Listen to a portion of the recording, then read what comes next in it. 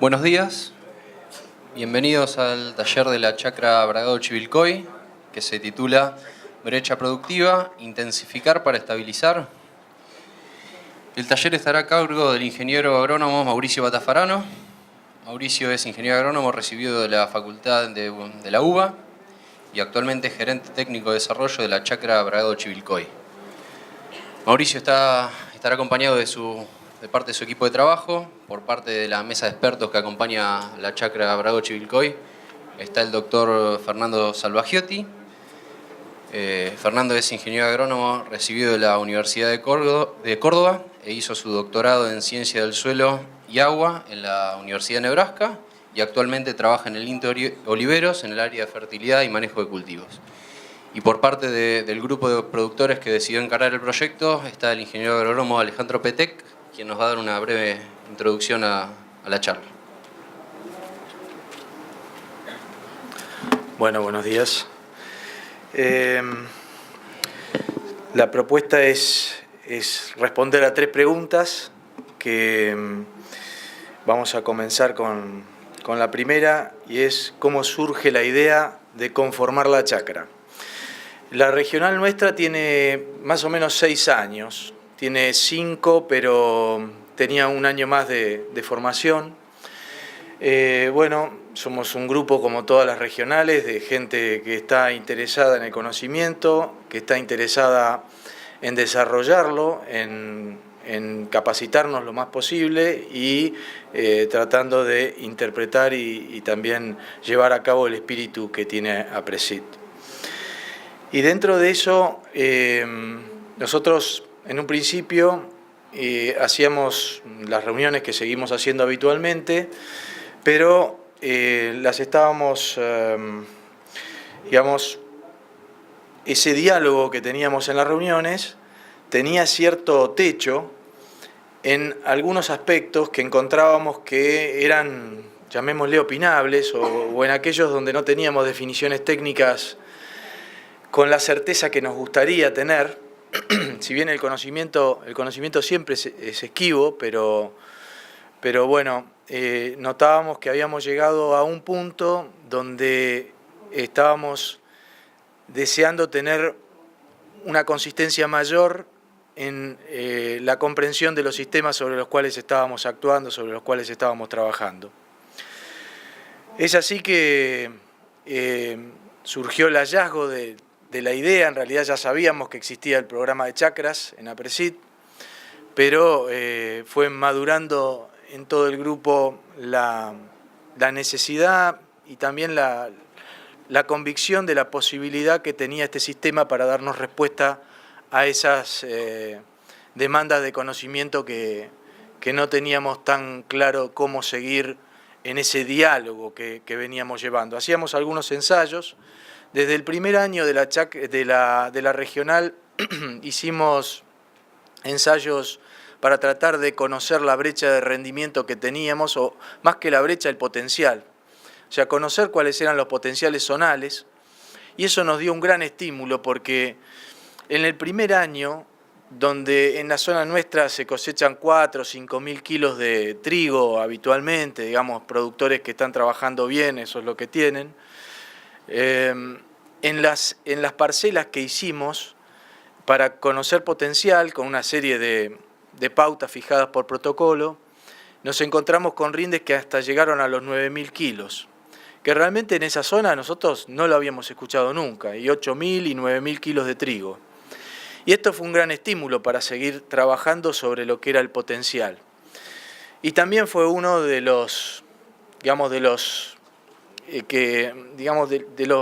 drivers, de los vectores que nos llevaron a también definir cuál es la temática de la chacra, que ya después la va a explicar Mauricio, pero tiene que ver con las brechas productivas y tratar de ver cómo podemos aprovechar esa capacidad que tiene el potencial ambiental zonal y que nosotros no estábamos aprovechando.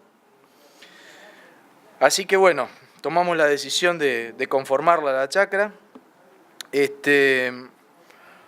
y a partir de ahí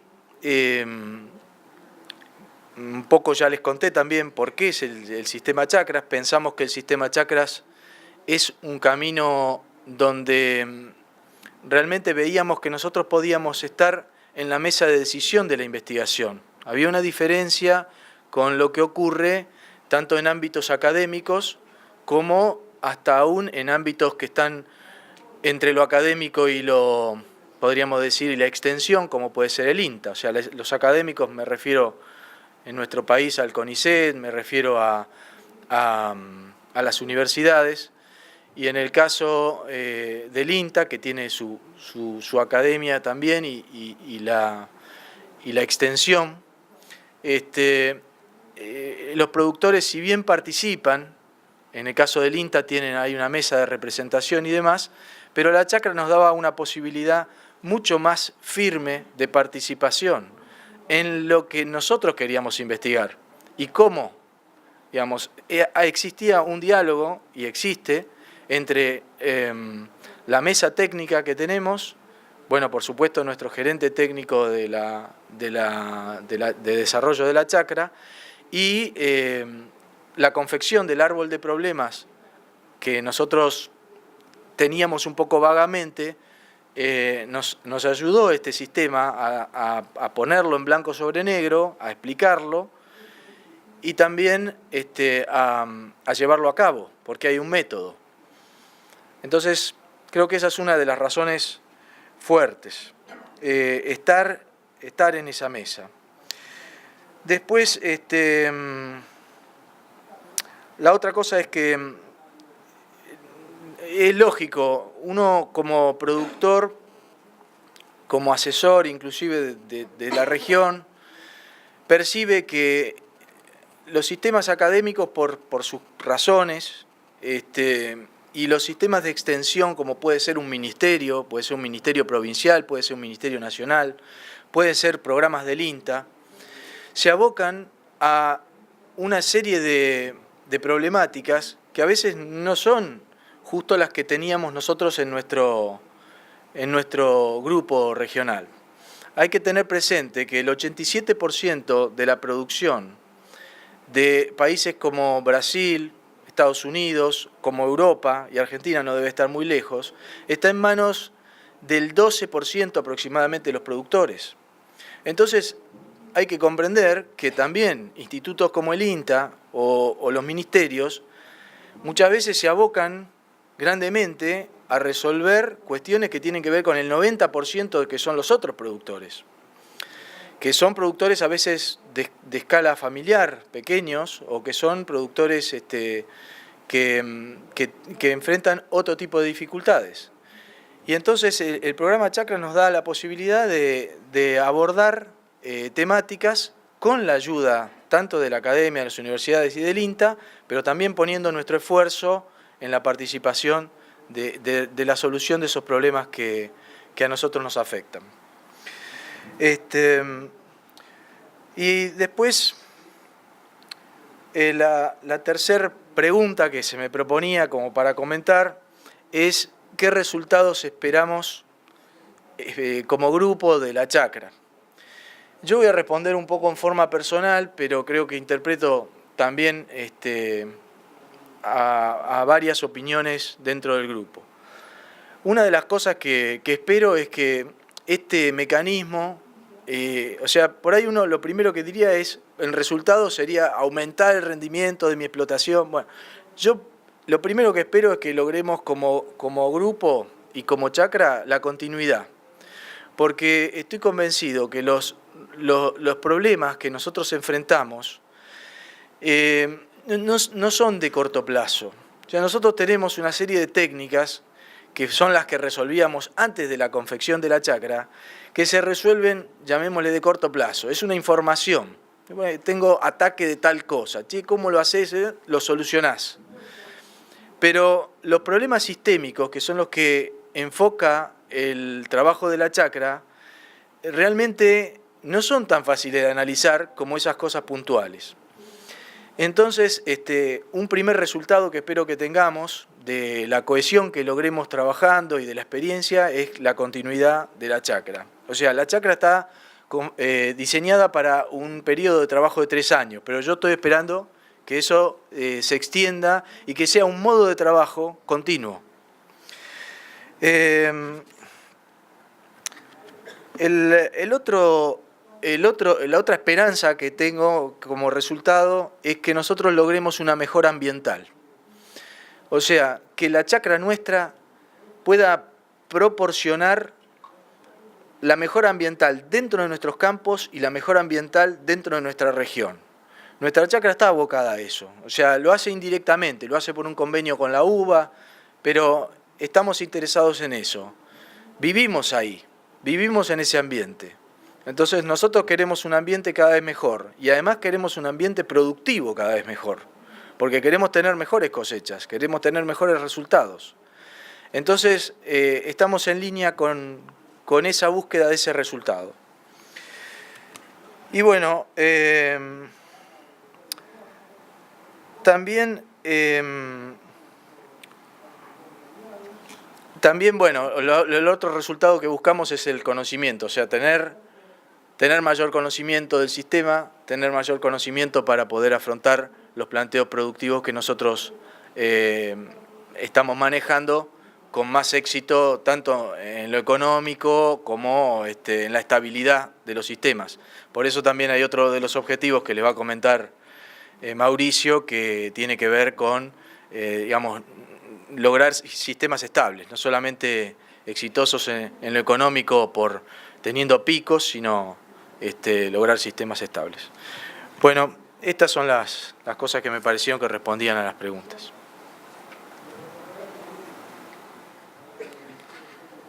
Bueno, buen día, muchas gracias. En lo que respecta a mi presentación, yo voy a tratar de explicar cuál es el proyecto que queremos llevar adelante en cuanto a lo que es brecha productiva, ya que como esta chacra recién está comenzando, no tenemos demasiados resultados, pero bueno, vamos a rever qué es lo que tenemos en mente. Como bien decía Alejandro, por la inquietud de los miembros de la regional, se intentó conformar una chacra en un pretaller que se hizo con ellos, en los cuales se tomó como problemática principal la brecha productiva de los rendimientos entre los rendimientos logrados y alcanzables. Y obviamente, como decía Alejandro, la estabilidad productiva de los mismos, debido a un montón de incógnitas que ellos tenían, como limitantes físicas, limitantes químicas, modelos productivos actuales o limitantes no detectadas. En base a ese árbol de problema, se plantearon líneas de desarrollo cuando se comenzó con la chacra. La primera línea de trabajo, que la llamamos caracterización ambiental, que se hace en forma general a todas las chacras, es justamente, como su nombre lo dice, caracterizar el ambiente en el cual estamos trabajando. Una segunda línea, que la llamamos brecha productiva, y a su vez la dividimos en dos partes. Una que es identificación y jerarquización de las limitantes en cada uno de los ambientes que le voy a mostrar a continuación. Y un segundo paso es ver qué efecto tienen esas limitantes en el rendimiento de los cultivos. Y la tercera línea de trabajo son los modelos mejoradores, que la llamamos nosotros, que es buscar rotaciones con diferente intensidad y diversidad y ver cómo se comportan a lo largo del tiempo, o sea, en el corto plazo, pero también en el largo plazo, como lo mencionaba Alejandro. Ver cómo se comporta y ver qué sustentabilidad tiene. Como les decía recién, los ambientes de trabajo son cinco chacras, que lo llamamos o mega ambientes, en el cual se encuentra como eje la localidad de Alberti, Chivilcoy, y tenemos hacia el norte de esto el progreso de Rawson, con suelos argidoles típicos y sectores bien marcados de sodio. En Alberti tenemos los manuelitos con apludoles típicos. Muy cerca de esto está Romano, el sitio Romano, la chacra Romano, con argidoles típicos. Y al sur de lo que es el partido de Alberti se encuentra el campo La Delia. Este campo ya pasa a ser suelos más livianos, como apludoles céntricos, al igual que en la Hidalina, en General Viamonte, pero con la particularidad que este campo tiene influencia de napa. Entonces nos pareció muy importante, además de ver la diversidad de ambientes, el caso de la Hidalina por la influencia de napa. Ya metiéndonos dentro de las líneas, lo que es caracterización ambiental, el objetivo de esta línea es entender cómo interactúan el suelo, el clima y los cultivos en los ambientes seleccionados. Este cuadro, si bien por ahí no dice demasiado, lo que quiero demostrar es que se estuvo trabajando en la recopilación de información y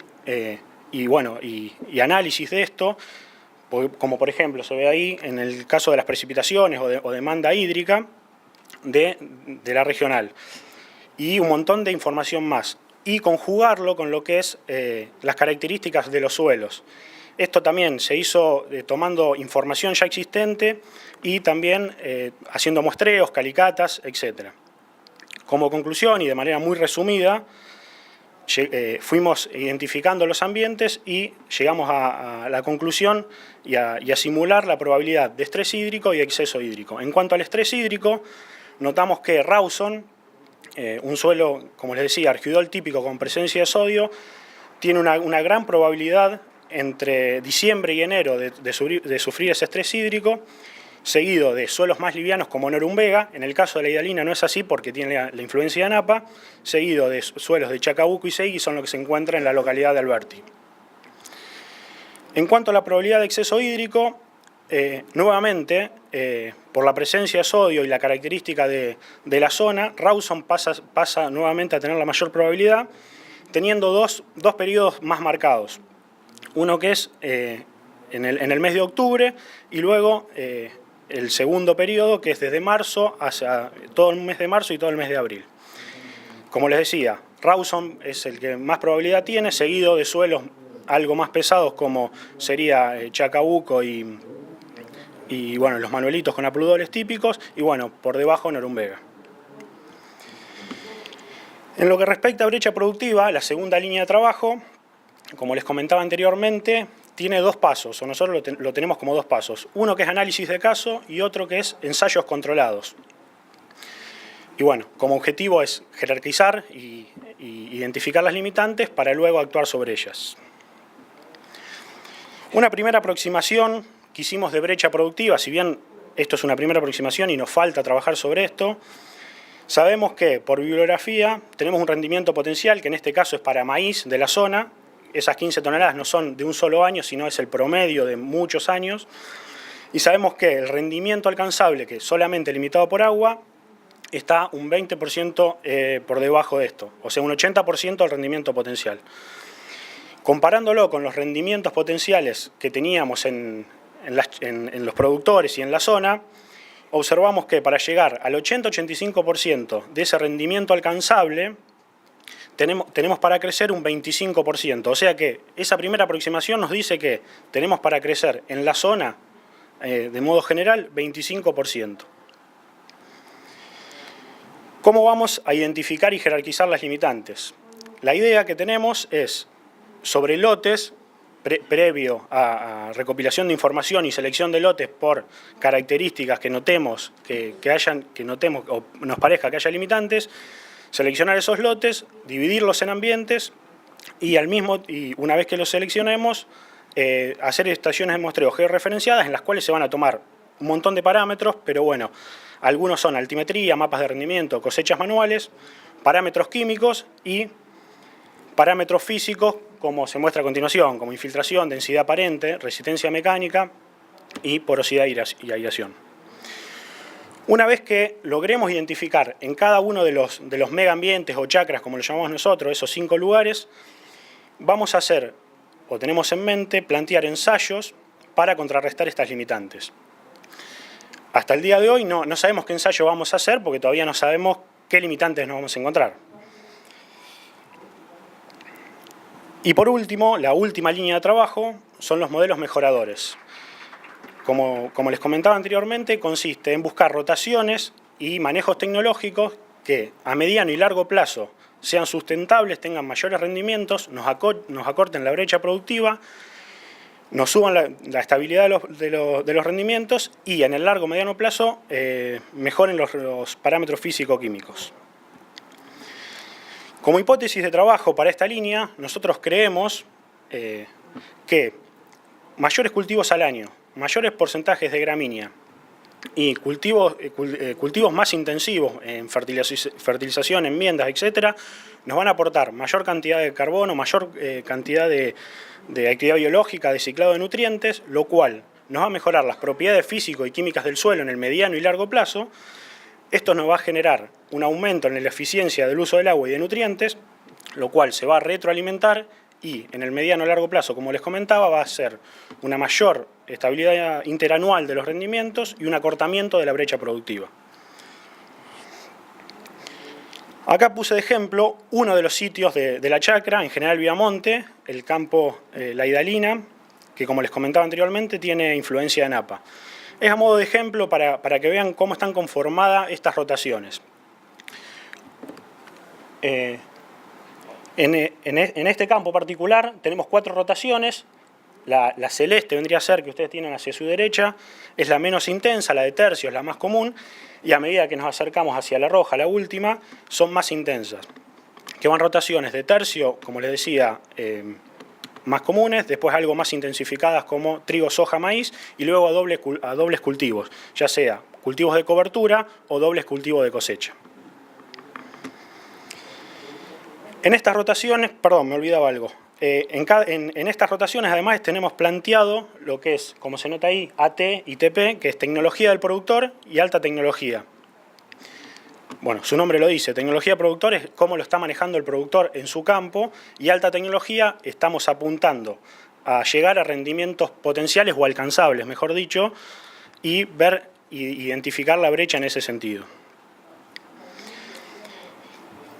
Con esas rotaciones, además de ver el rendimiento, que obviamente es muy importante, lo que vamos a hacer es estimar, mediante cosechas manuales, el aporte de carbono de cada uno de los cultivos y cada una de las rotaciones a lo largo del tiempo. Por lo menos en esos 3 años que comentaba Alejandro que dura la chacra, ver qué balance de carbono se generó en cada una de las rotaciones. Lo mismo vamos a hacer con la eficiencia del uso del agua. Este gráfico es un ejemplo de la chacra Pergamino. Como les comentaba, ¿viste? Hasta ahora no tenemos resultados.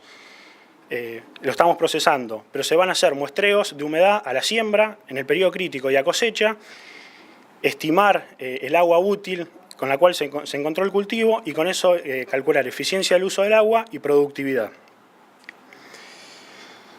Como conclusiones de la chacra, el objetivo son 2 bien marcados desde mi punto de vista. Uno es identificar y jerarquizar las limitantes y buscar prácticas de manejo para revertirlas. Y una segunda etapa, que corresponde a la tercera línea de trabajo, que es buscar modelos y rotaciones e intensificaciones que nos acorten la brecha productiva, nos estabilicen los rendimientos en el mediano y largo plazo, no con una visión a cortoplacista. Quisiera comentarles que todas las chacras tienen mesas de expertos, que las llamamos nosotros, especialistas en los temas que estamos tocando. En el caso nuestro, quisiera mencionarlos, son Gustavo Ferraris, Juan Carlos Salerno, Fernando Musogne, Fernando Salvagiotti, que se encuentra acá con nosotros, y Lucas Borrás.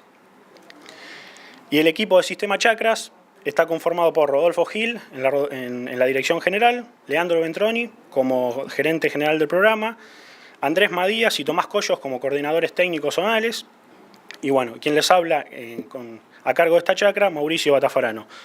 No quisiera olvidarme de, no sé si está por acá, Guillermo Peralta, que también fue parte de todo este armado del proyecto, y bueno, no está acá en la lista, pero fue gran parte de esto que estuve mostrando.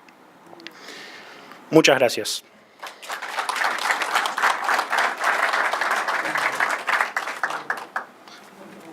Perdón.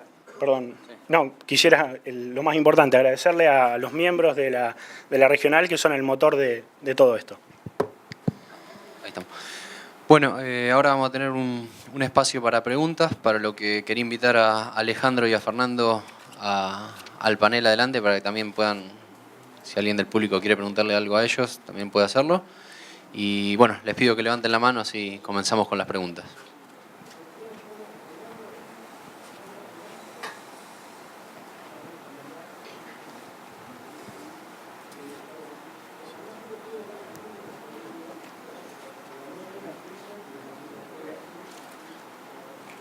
Hola, buenos días. Quería preguntar en cuanto a la intensificación de la producción, si la extracción de nutrientes no va a ser mucho mayor.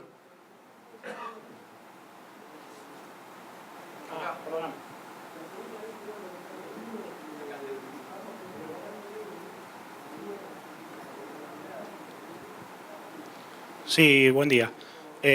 Por eso justamente en las rotaciones tenemos planteado dos técnicas, vendría a ser. Una que es un tratamiento que es como lo están manejando los productores actualmente, y uno con alta tecnología. Nosotros estamos fertilizando, si fuese el caso, con reposición y enriquecimiento de nutrientes. Sí, sí. Inclusive estamos fertilizando por arriba de los rendimientos que estamos obteniendo.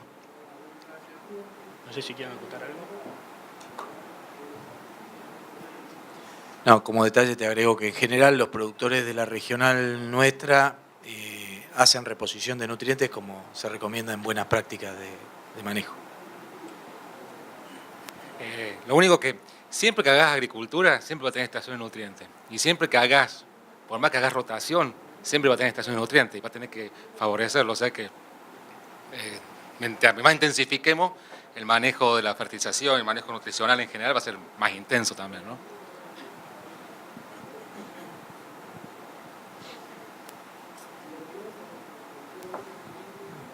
Quería preguntarle si para trigo y soja usan habitualmente fungicidas o solamente años húmedos o todos los años.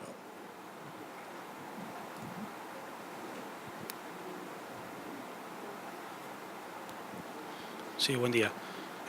Por una cuestión de tiempo no me explayé en lo que es el protocolo de alta tecnología, pero está contemplado, no, más allá de los nutrientes, el maximizar al máximo el rendimiento, ¿sí? Entonces planteamos fungicida inclusive hasta dos oportunidades por cultivo, dobles inoculaciones, bueno, la fertilización como les comentaba, está dentro del protocolo de alta tecnología, sí. Fernando, yo quería preguntarte una cosa, Fernando. Nosotros en el proyecto, bueno, tenemos planteado una serie de rotaciones agrícolas con la expectativa de que las más intensas logren una mejora en propiedades físicas y químicas de los suelos. La consulta era, en tu opinión, ¿qué te parece si con esas rotaciones, por más intensas que sean, estaríamos logrando esas mejoras en las propiedades físicas y químicas? O si ves necesario la inclusión de un ciclo de pasturas en las rotaciones para lograr esa mejora que nosotros esperamos. Bueno, todo depende del objetivo que tengas vos del sistema de producción, ¿no? Si tu objetivo productivo es agrícola, es probable que tengas que trabajar con los cultivos de cobertura. Evidentemente que en la medida que intensifique metas más raíces en el suelo, que es lo que buscas más que nada con los cultivos cuando pones gramínea o intensificas gramínea, va a generar una mejora dentro de lo que es la calidad del suelo. Eso hay muchas pruebas acerca de eso. Ahora, el incluir una pastura no, yo creo que la primera decisión es de cómo lo incluís dentro de tu sistema productivo. Si vos podés remarlo o llevar adelante con el sistema gramínea y mantenerlo con el sistema intensivo, perfecto. Pero ten en cuenta que al incluir gramínea va a tener que manejar mucho el ciclo de nitrógeno, meter nitrógeno para poder producir biomasa y poder producir los efectos deseados. Ahora, si a vos te permite poder meter la pastura como mejorador físico es excepcional, ¿viste? Pero hay que ver cómo la maneja la pastura y ver cómo lo metes dentro del sistema, pero son alternativas. Yo creo que si haces un sistema intensivo bien manejado y al intensificar es como que estás más tiempo arriba del sistema. Las variaciones van a ser más grandes. Hay que estar bastante, acomodar bastante los tantos, ¿no?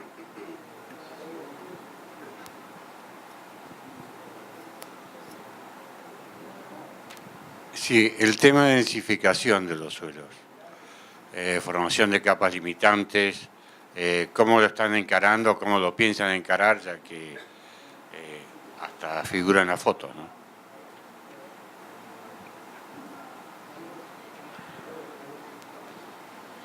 Perdón, en cuanto a capa limitante me decía, no sé Alejandro si vos... Bueno, eso tiene dos etapas, ¿no? La primera etapa es la identificación, como mencionó Mauricio, que en esta primera etapa no identificamos que haya que hacer, digamos, que haya surgido de alguno de los ambientes, son estos 5 que comentó Mauricio, alguna actividad, llamémosle, de corrección de esa situación. O sea, eso hasta ahora, por los ambientes que tenemos. No sabemos qué va a pasar si intensificando o por lo que pueda ir ocurriendo a lo largo del desarrollo de la chacra, nos encontramos con sectores,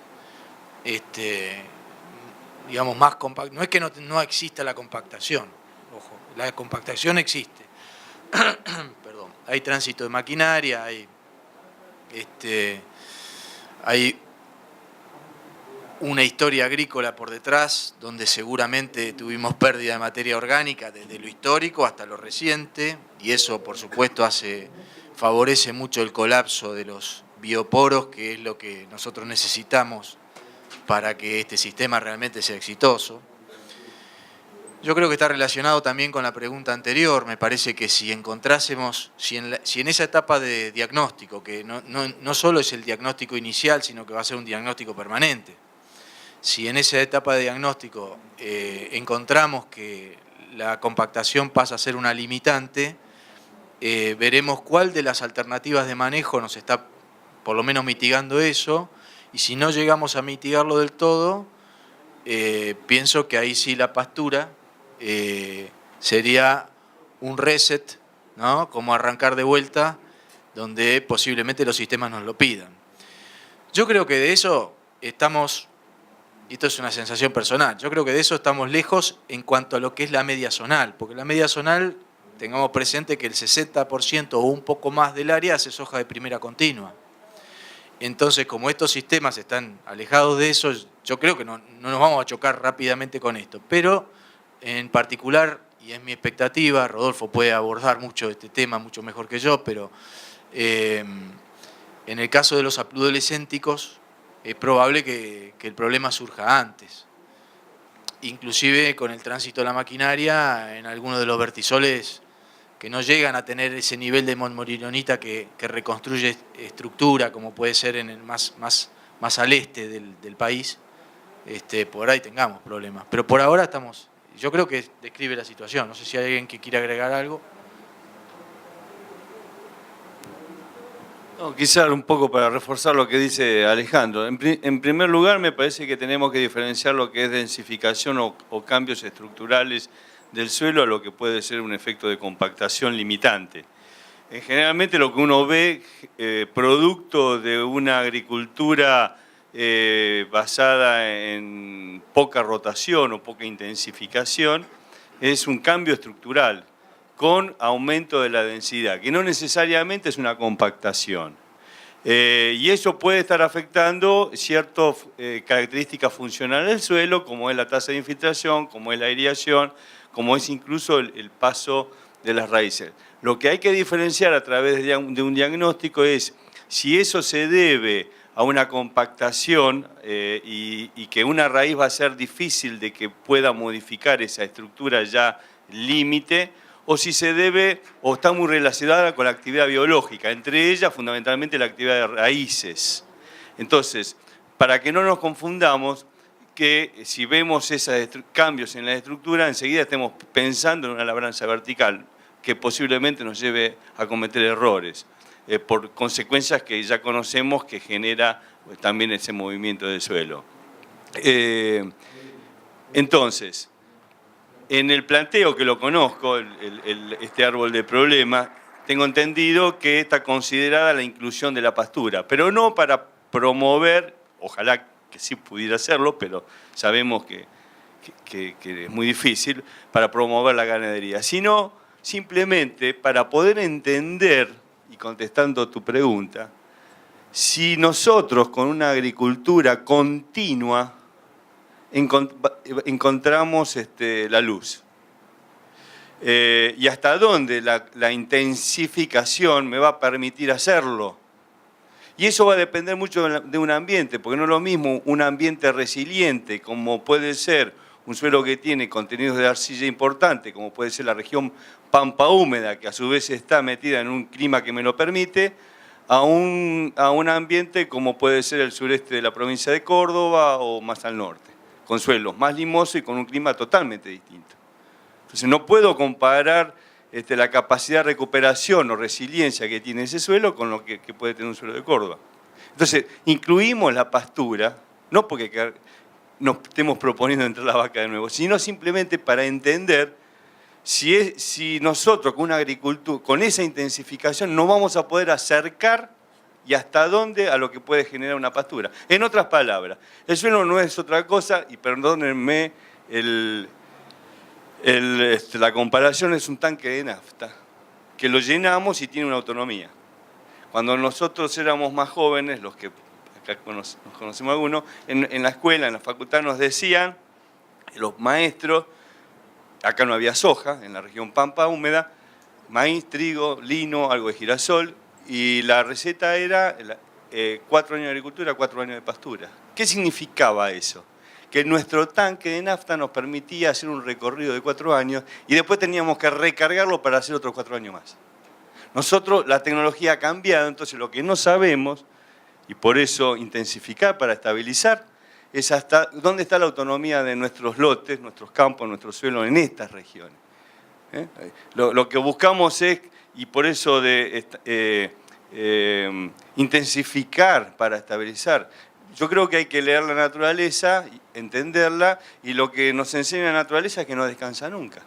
Y por eso alcanza un equilibrio de construcción y descomposición, donde ambos procesos están equilibrados. Entonces lo que tenemos que entender, para ver hacia dónde vamos, es si nosotros estamos descomponiendo más que construyendo o al revés, según el sistema de manejo. Y por eso decimos que cuando hablamos de intensificación y tratando de imitar la naturaleza, es cómo podemos hacer que el suelo descanse lo menos posible. Eso es lo que nos enseña la naturaleza. Pero nosotros vivimos de la empresa, fabricamos granos, fabricamos forraje, y para eso necesitamos agua. Y contamos con ese recurso, digamos, entre comillas, escasamente. Entonces, ¿cuál es el gran desafío de esta chacra? ¿En qué medida podemos hacer que el suelo descanse lo menos posible en la medida que el agua me lo permita? Y ahí está lo que todavía no sabemos a ciencia cierta. Ojalá que en el próximo congreso tengamos muchos resultados. Por ahí me explayé, pero no sé si quedó. Muy bueno, Rodolfo, y reforzando a su vez lo que estabas diciendo, porque no quiero que quede lo mismo que hizo Rodolfo, la sensación de que esos correctivos pasen por la labranza. Porque pasar, por ejemplo, un subsolador, que algunos lo aplican, sin tener los niveles de materia orgánica que logren sostener, o sea, el suelo se sostiene, entre muchas cosas, por su estructura, por sus características, pero la materia orgánica es la que hace que los agregados tengan la resistencia para poder sostener esos poros. Entonces, si yo voy a generar, tengo un problema de compactación, lo resuelvo con un subsolador, en un ambiente que ya viene degradado por un uso agrícola sin dar materia orgánica, donde la materia orgánica se cayó, ese nuevo poro, macroporo que yo construí a fuerza de gasoil, no se va a sostener y va a volver a una situación. Entonces, el concepto es otro, por eso hablábamos de la pastura, ¿no?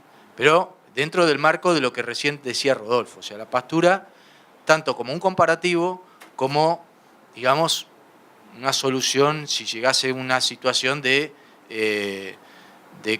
no de compactación, sino limitante, ¿no?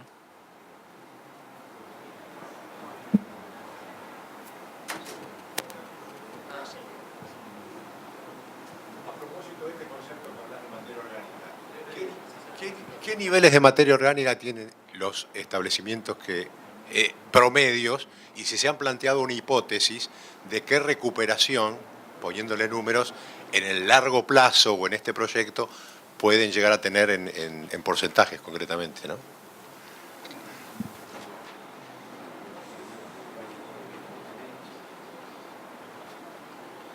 Sí, en cuanto a los niveles, están en 2,5% aproximadamente. Hay casos de más o de menos, pero están ahí. En cuanto a cuánto esperamos que pueda subir, realmente no lo sabemos. En la chacra de Pergamino, que hace 3 años que están con estas rotaciones o este sistema, hay balances que dan negativos, algunos que dan neutros o levemente positivos, pero hasta ahora no hay cierta... Claro, sí. Sí, en realidad el lapso de la chacra son 3 años, no va a obtener nada. Básicamente, a nivel de carbono, si lo estás cuantificando a nivel de carbono orgánico, que es cuantificado normalmente. Lo que sí vos podés buscar temporalmente, qué cambios podés tener en fracciones del carbono, que son las más lábiles, que son las que te pueden indicar si hay una mejora o no en el manejo. Yo creo que eso sí, en 4 o 5 años uno puede llegar a tener o algunos indicadores físicos muy sensibles, como la infiltración, pero el balance de carbono global del sistema es probable que no lo puedas ver, no lo puedas palpar en la forma de cuantificar. Aparte hay que cuantificarlo muy fino para poder ya tener algún tipo de idea, ¿no? Sí, también sumándole a lo de el ingeniero Fernando Sabagiotti, no esperemos grandes cambios a nivel de la materia orgánica total. De hecho, que hay ya, no vamos a reinventar lo que ya está investigado. Hay muchos trabajos científicos en todo el mundo y acá en particular en Argentina, en esta zona en particular los trabajos de Andriulo en Pergamino, que son trabajos de larga duración, donde en más de 15 años no hay importantes incrementos de la materia orgánica, por no decir en algunos casos no son significativos. Pero sí hay cambios significativos en la redistribución de la materia orgánica, es decir, en planteos de directa, hablábamos de un sistema no de monocultura, sino con rotación y demás, hay una redistribución de la materia orgánica con una concentración de la materia orgánica en los primeros centímetros. Por eso que incluso dentro de la forma de muestrear la materia orgánica en este caso se va a hacer a través de un índice relacionando los primeros 5 centímetros con los de 0 a 20 para ver si hay concentración, si hay más actividad de raíces. Pero coincido totalmente con lo que decía Fernando de que quizás nosotros no apuntemos, y esto en general, no apuntemos a medidas o incluso a esos cambios de largo plazo porque nos vamos a poner viejos y no los vamos a ver quizás. Lo que creo que hay que buscar son tecnología cortoplacista apuntando al largo plazo. Y eso tiene mucho que ver con esta rotación, con la secuencia de cultivo, con la intensificación. Y en aumentar la calidad de esa materia orgánica. Porque tampoco a veces nos sirve de mucho aumentar la materia orgánica, porque por ahí es una materia orgánica, un suelo puede tener más materia orgánica que otro, pero ya es una materia orgánica vieja, recalcitrante, que es poco lo que puede sacar. Como decía Fernando, es poco activa. Entonces me parece que nosotros tendríamos que estar mirando más los cambios en la calidad de la materia orgánica más que en la cantidad. Sí, tal cual.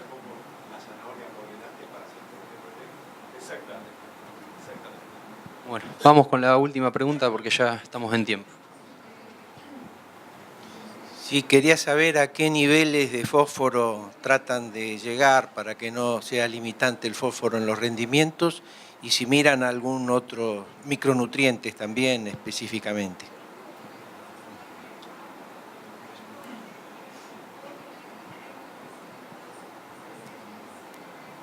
Sí, como le decía anteriormente, en los protocolos de alta tecnología están los nutrientes. En el caso particular del fósforo, intentamos llegar a 20 ppm. Cuando están por debajo, tratamos de ir subiéndolo progresivamente a lo largo de los años, en estos 3 o 4 años de la chacra, y bueno, si no, nos mantenemos en 20 ppm. Y en cuanto a los micronutrientes, es algo similar. Se está fertilizando en las franjas de alta tecnología con micronutrientes.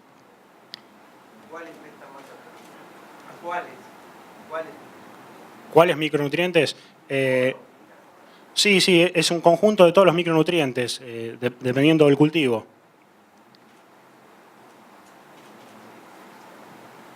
Bueno, estamos en tiempo, así que le agradecemos a Mauricio, a Ale y a Fernando por el apoyo y continuamos con el Congreso. Muchas gracias.